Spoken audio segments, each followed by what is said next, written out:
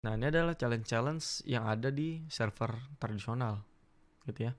Dimana kalau kita di sini ada, saya kasih contoh 4 aja sih, 4 challenge gitu ya.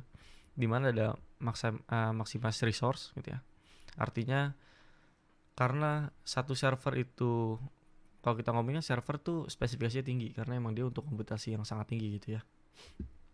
Nah, cuman sayang gitu kalau kita gunakan hanya pakai satu OS.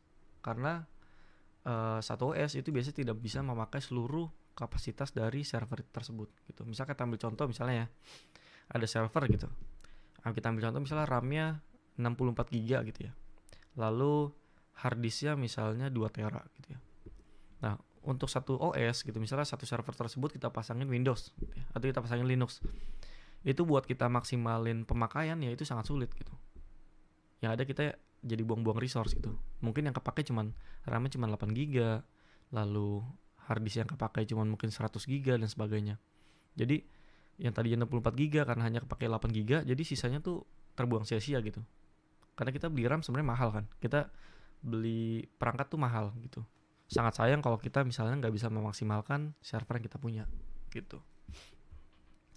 Lalu yang kedua ada minimize physical server.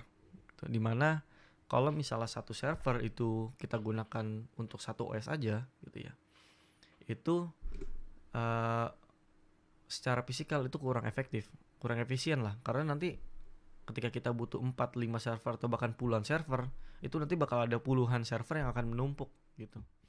Kita maunya satu server untuk banyak OS, satu server untuk banyak Windows server, Linux server dan sebagainya gitu. Nah, itu adalah challenge yang ada di traditional server gitu. Lalu ada flexibility, dimana kalau kita ngomongin traditional server itu biasanya sangat sulit untuk melakukan migrasi gitu ya. Lalu misalnya backup server gitu ya, ada server yang mau kita backup nih atau kita snapshot, itu sangat sulit gitu. Jadi kalau ada server yang misalnya dari server A mau kita pindahkan ke server B, itu susah banget karena bentuknya fisik gitu. Beda dengan ketika kita pakai virtual. Kalau pakai virtual itu karena semuanya virtual, kita bisa dengan mudah kayak kita mau upgrade servernya, kita mau backup, kita mau restore, kita mau simpan, kita mau snapshot dan sebagainya, itu mudah banget gitu. Jadi secara manajerial juga menurut saya akan jauh lebih gampang gitu, akan mempermudah tim dari infra gitu ya. Lalu ada security gitu ya.